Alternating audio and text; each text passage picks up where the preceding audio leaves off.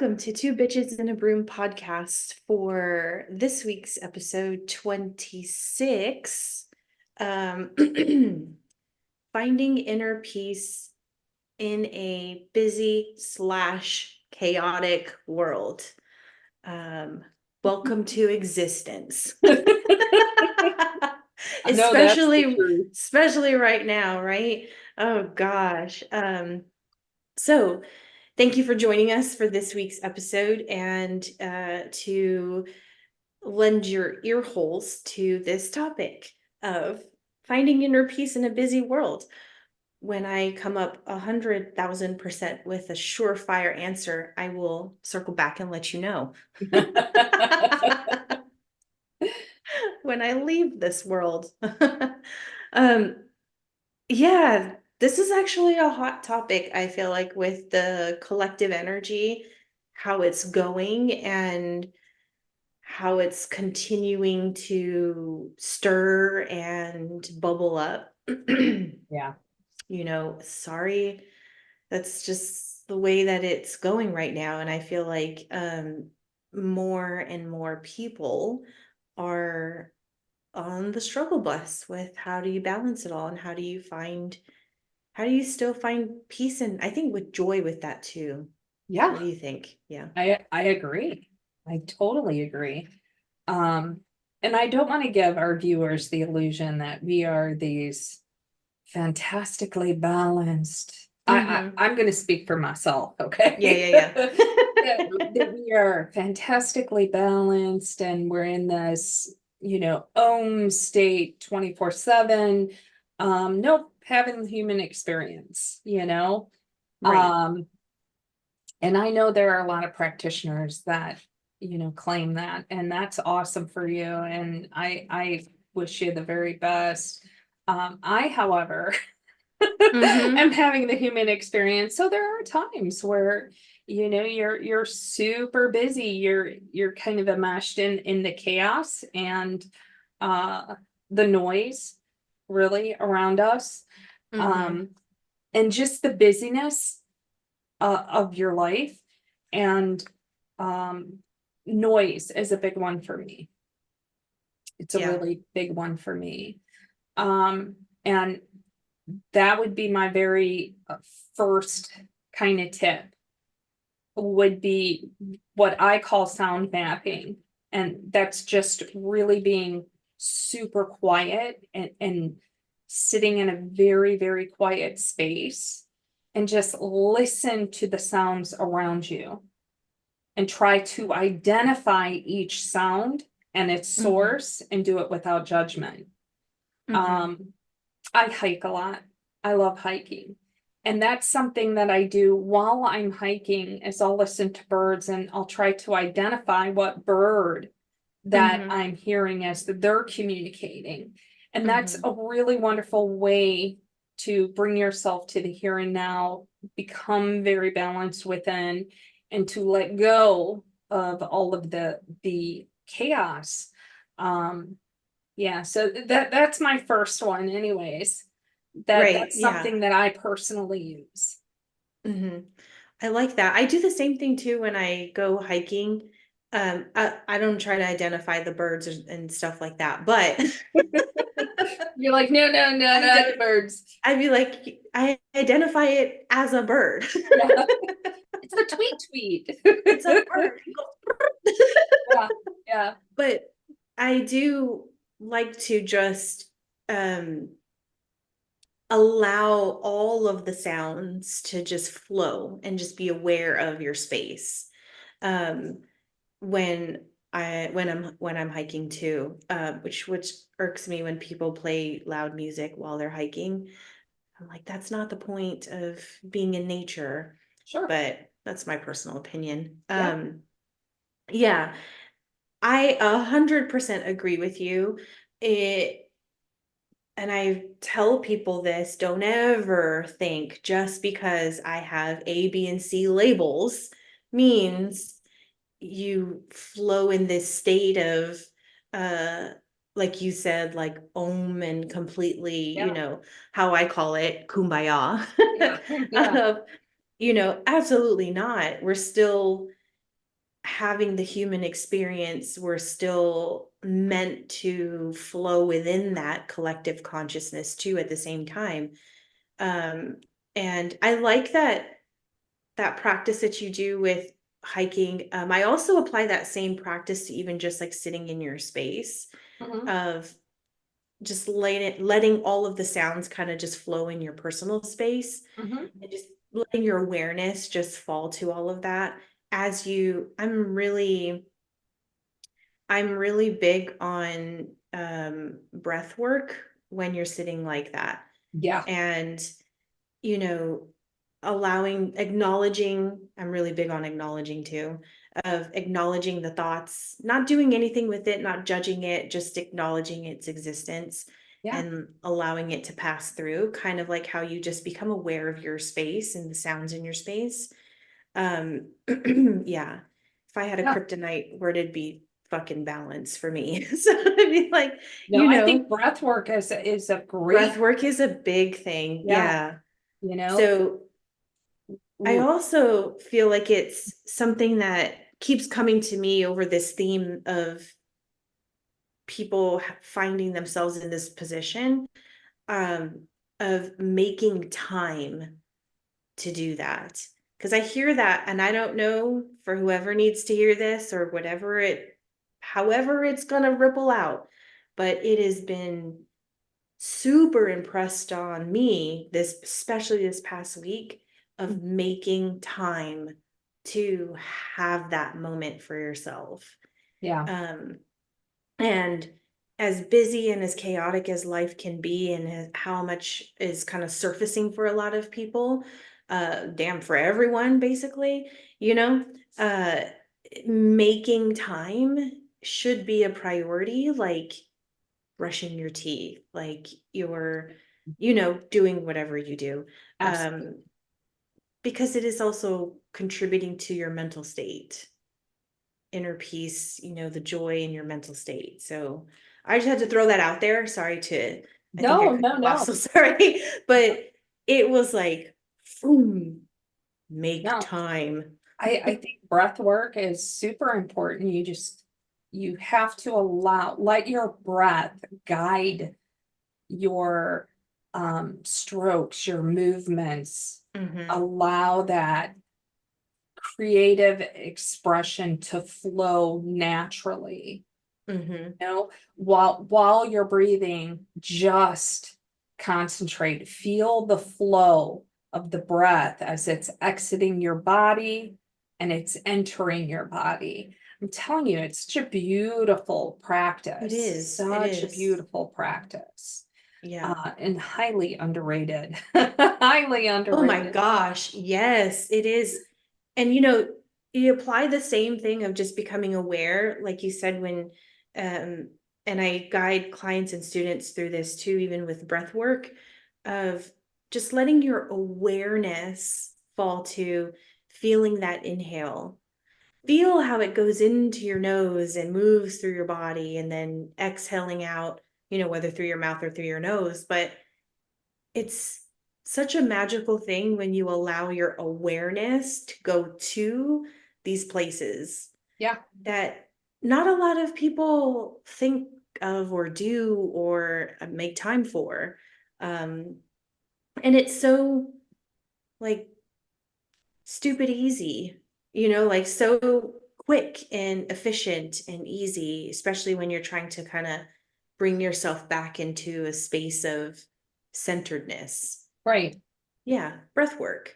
Um, There, that's my go-to in times of like chaos and when you're riding some gnarly waves of life and you just need to find that. You yeah, need to find that stillness to kind of like, oh, Lord baby Jesus, don't let me go postal on everybody.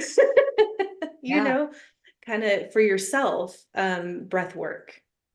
So, I remember when all my kids are adults now, but when my kids were younger, we had a lot, and I'm sure you can understand this because your kids are still young, and you're kind of rushing from one place to another, and a lot of our meals were in baggies in the car, mhm. you know. Uh, Yeah. And for me, I I just made this up, okay? I'm just saying. So that my mindful practice was mindfully eating, engaging, where I'm savoring every bite of my food, where I'm paying Mm-hmm. attention to the flavors, the textures, the sensations as I was eating. So I wasn't trying to just, oh, I'm doing this out of, repetition because my Yeah. body is saying, feed me now, see more. Mm-hmm. Am I really feeding my body and my soul in this process? Or am I Mm-hmm. stuffing it full of crap just so I can have a little bit more energy to get me through the next Mm-hmm. round of activities the kids are in. So Right, right. that became very important for me, so much so that I made it very quickly into every day our family eats at this time Mm-hmm. at home around a table, and that just became like our dinner ritual. There was no Mm-hmm. more in the car kind of thing, because uh that's what it led to. It just did not feel good to my body to do that, but it took me doing it to realize my body doesn't like this. This is not a Mm-hmm. good environment for me to consume in. This Mm-hmm. isn't this isn't actually feeding what my soul needs and this body needs to be sustained for long periods of time, Right. you Yeah. know. Yeah, I know that life all too well. I still live that life. Yeah, I yeah. still live that life to some extent. But yeah, I do agree with that, though. It is, especially for moms, are constantly, and some dads too, but, Mhm. mostly you find this with moms of running around here to there and then trying to grab something to eat on the go because you don't have time and you're not here. And, you know, it becomes that where you're just, then you're so like famished that you're really reaching for anything and Yeah, whatever's quick and easy, right? yeah. Um, yeah, I find too with that lifestyle Mhm. also, um giving yourself permission to step away from the crowd, right? Like, Mhm. one, I'm not the social person. But I notice this as I'm observing everybody else and how they are. And I'm like, I'm sure there's some parents there that are like me, are not really crowd social people. I don't know how to do small talk. Um, it's, you ever want to see me strain, put me in a position where I have to small talk somebody. But giving yourself permission to like step away from that Sure. and go to a spot like, if you're at, I'm familiar with the baseball lifestyle. So on the field, go off to the side and just have a moment to yourself, do that breath work, in um jujitsu and wrestling. That's another part of my life, going in the car for a few minutes and having just that moment of quiet and stillness. Right. Even if it's just 2 minutes, it makes a difference. Sure. And I think parents tend to forget that because we have to be so attentive and not miss a thing and all of that stuff. And like, you're going to be okay. Just take 60 seconds for yourself. So I feel like there's always, if there's a will, there's a way. And there's always pockets of opportunities sprinkled throughout that you could move your intention, move your awareness, and do a little practice here and there. That helps you Yeah, I agree. sustain inner peace as much as possible. Yeah, yeah. you know? I I also think that um body scanning can be Mm, really beneficial. And what I mean by that is where you close your eyes and you just focus on every part of your body sequentially, okay? mhm, Bringing awareness to like my foot. What does my foot feel like? What does my calf feel like? What is my knee? What is my thigh? Doing Mm-hmm, that mm-hmm, sequentially, bringing awareness to any of the sensations without the need to change them. That's the important part. Like mm-hmm, just acknowledging it. What do my hands feel like? What is my chest? What is my tummy? What is my neck, my head, my eyelids, my lips, my nose, my ears? Pay attention to all the parts. And I'm mm-hmm. telling you, by the time you're done, you're going to feel so much more calmer, Yeah, so much more relaxed, you know, yeah. because you're really putting yourself in sync with your physical form and you're acknowledging what's going on with the physical body. And that naturally will calm your vagus nerve because you're paying attention, right? Mm-hmm. So Oh yeah. it's a wonderful little technique that you can do. And you can do that just about anywhere, you know. Mm-hmm. I feel like another underrated thing is the acknowledgement. It's so when you take that time to just acknowledge, Mhm. you'll discover so many fantastic things behind it. Like even doing that practice that you just walked us through, Mhm. how much lighter you're going to feel. I challenge those who are watching this or listening to this. Do that. Make it a point at least like once in your day. Takes a few minutes and just do that and see how much lighter you feel even after the fact that you did it. Yeah, Because people don't give, I feel like, acknowledgement the credit it's due. So much wonderful things happen when we just acknowledge those parts of ourselves. I agree. Mm-hmm. I think the key component in doing any mindfulness techniques is to deepen your practice, cultivate a greater sense of awareness and the presence of your life. And a lot of people leave that part out, you Mm-hmm. know? I agree. It is having that sense of awareness and the presence in your life. That's what it's all about. It's not oh, it's 9 a.m. I should be breathing, because then it becomes rote and you're just doing it out of habit. You're not actually being present and immersed in Mm-hmm. that Mm-hmm. practice. And that's really important because I think people do things like on a schedule, right? Mm-hmm. 9 a.m. do this, 9:15 do this, 9:30 do this, that you're not truly invested in the practice. So don't be afraid to like try different things, different times of the days. Some people have their power built up in the morning, and some people have their power built up in the afternoon, and sometimes it's in the evening. Find out what works best for you. There's Mm-hmm. no written rule that says do those techniques in the morning or do them in the evening. You can do them at 1 o'clock if you want, Mm-hmm. find what works for you and where you have the best results. Yeah, I agree with that.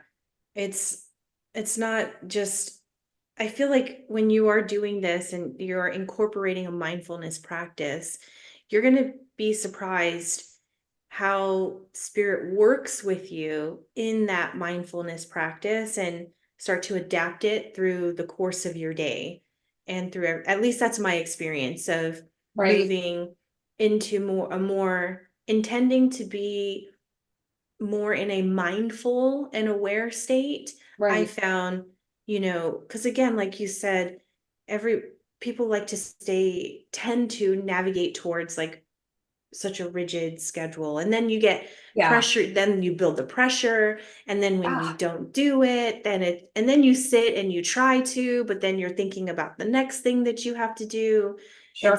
It's like, you've destroyed yourself before you've even given yourself a full chance to do it. Absolutely. I And When I first started, I was that girl. I oh have to yeah. meditate at this time every single day. I have to Uh-huh. do that. This is my dedicated practice, Mm-hmm. you know? And when I couldn't do it, I would be so wound up. I would wind myself up because I'm not doing the thing I'm supposed to be doing, Mm-hmm. and that I just want to quash that because I wish somebody would have told me that. I wish Mhm, somebody would mhm. have came to me and said, honey, what you believe, you perceive, that's your reality, you Right, know? right. Um, Yeah. Perceive differently and it will be differently and that will be acceptable too, you Oh, know? yeah. I Yeah. think that when we are cultivating mindfulness, we can learn to respond to situations rather than react impulsively. And that Mhm. will allow us to make conscious choices that align with our values and our goals and lead to a more fulfilling life. Mhm. I agree. Yeah, it is. I've ran into the same thing too when I first started of having to, and I was that person. I don't know how to meditate. I can't shut the mind off. I can't do this. I Right. can't sit still, you know. And I am the one that did everything completely ass backwards. And after the fact, like I'm like you, I wish somebody would have told me that in the beginning and made my life a little bit easier. Sure. But, that's just, I guess, not how I learn. So, Yeah. um, but, after the fact, it really was look at how much your team kind of works with you when you have that intention, and then taking the pressure off was a big thing for me. Oh, yeah. Taking the pressure off having to execute these tasks every single day because I am intending to align with my path and I'm embarking on that thing, and then I just piled on the pressure immensely.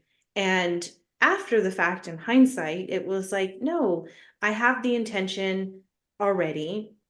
Also intending to get closer with my guides and work with my team and build a more mindful and aware. And like I always say, once you become aware, you can never become unaware of things. So little by little, all these adjustments, and I found, and this is just me in my practice, I found that as I started to take that pressure and work with my team and work with my path and not, fight it, Yeah. um, I found how breath work, how awareness, how mindfulness started showing up in just everything that I was doing, every action, every thought, every movement and all of that stuff. Like it was just showing up.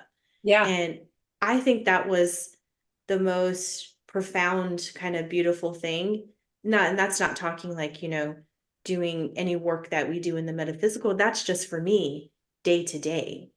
And Right. I think so many people, especially like practitioners, want to fly high all the time. Yeah. You forget that you're in a body. You have to anchor yourself into this present day and time and space. And you also have a walking path, you know. Don't forget that. Yeah. Walking path means you're Yeah. walking on the ground. So you have to anchor into this. And I think people forget that. I know, yeah, I agree.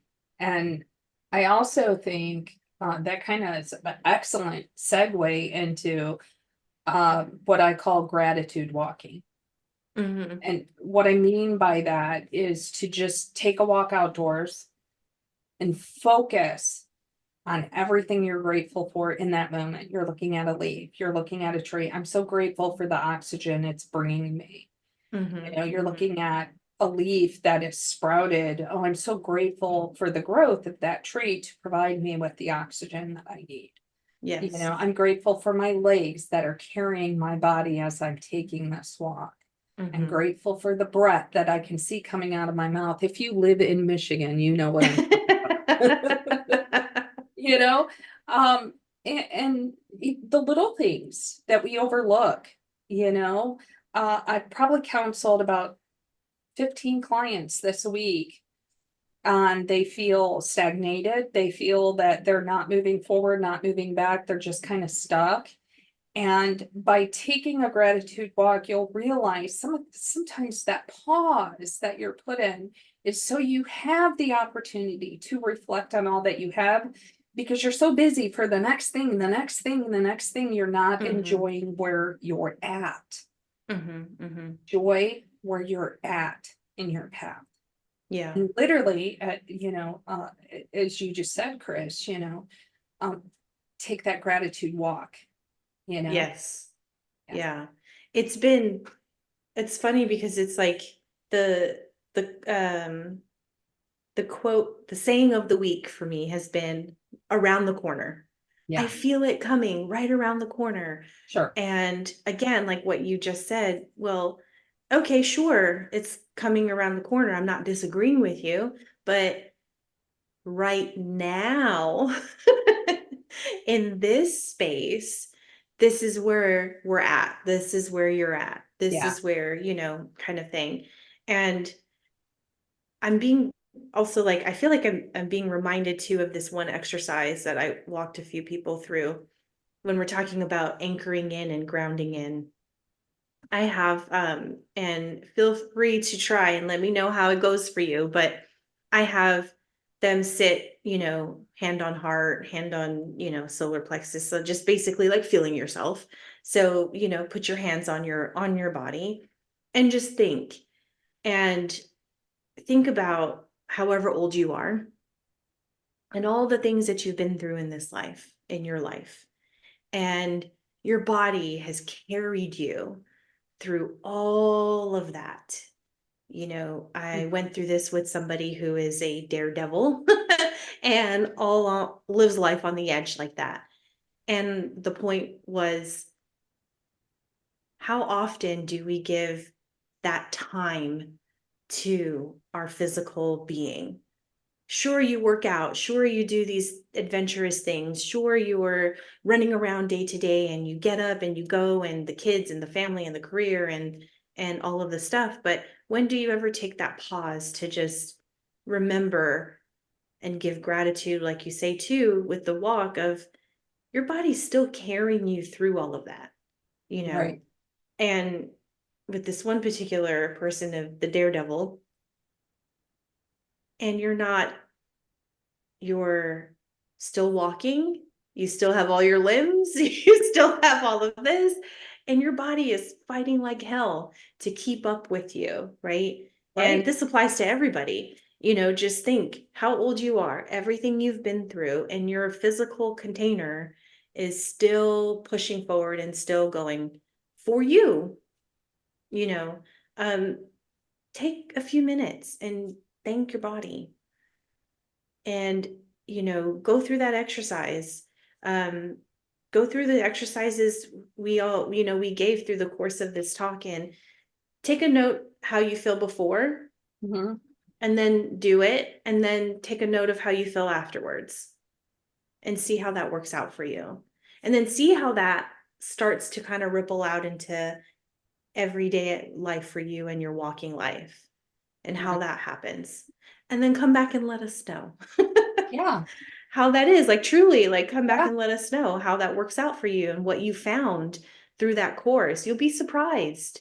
You'd be surprised. I I think in a world that's filled with so many distractions, Mm-hmm. finding whatever peace says to you, finding that inner peace through mindfulness. It's not only beneficial for your mental and emotional well-being, but it's Mm-hmm. also really beneficial for your physical health. Yes. There's a lot of research that has shown that practicing mindfulness, it can reduce your stress, your anxiety, depression. It improves Mm-hmm. focus, memory, and overall your bliss, your joy, your Mm-hmm. happiness. So I really encourage everybody, take some time today to explore the power of mindfulness, discover how you can find that inner peace, really amidst the hustle, the bustle, of our chaotic sometimes lives. Mm-hmm. I Just agree. find you could probably Google 150 ways. What we're sharing today are ways in which we have found that practice to Mm-hmm. benefit us personally. And keep in mind, you know, it isn't a one size fits all. No, no. Find Yeah. something that works for you. Yes. I'm a huge advocate of try everything out. You never know. You never Yeah, know what's going to work for you. My way isn't the only way. Charlie's way isn't the only way. oh, Um, you know, absolutely. That's we my just motto. share, yeah, we just share off of experience and, Yeah, stuff like that we've been through and how we work with our particular teams and what comes to us. But, you know, Pinterest, Google, great, uh, great search engines to get ideas from and try some stuff out. You don't know what you're going to really like until you try it, you know. yeah, Um, and don't be afraid to tweak it. If you have something and you kind of jive with it, but maybe your intuition is kind of leaning you into putting something into it, adding to it, or mhm, taking one part out, but you like the rest, don't be afraid to tweak it. That's another thing I always got stuck on too. I'm very verbatim to do just like this. yeah, And I found through this mindfulness practice too of this isn't my first rodeo and my intuition, never lets me down. And there's things right. that maybe I feel that I want to add for myself. So don't be afraid to do that either. Yeah, I We're agree. each of us are creating our own path, are creating our own walk. It's not Right. going to look the same. It's not cookie cutter, you know? Yeah, I So, agree. anywho, I think this was a great episode and great information and something that needed to be shared, as I'm sure as you have seen kind of the theme that's been going through people is you're dealing with your own clients and students, as am Sure. I. So I hope this was any final thoughts Oh, no. on this? I, No. I think I said everything I felt. Yeah, think think we emptied the tank on I think so. on this. So we appreciate both of you. I was gonna say we appreciate both of you being here. The two singular people. No, I'm just kidding. Oh man. Oh, Thank you for joining us for this week's episode. I hope you found it helpful. We appreciate if you have found it helpful or you know someone who can benefit from this information to share, whether you're watching us on YouTube or listening on Spotify. We appreciate all the comments, shares, and likes. In gratitude of an energetic exchange for that. And yeah, I think we'll catch everyone on next time. awesome. Yeah, on the next one. Thanks so much. Bye bye. Bye.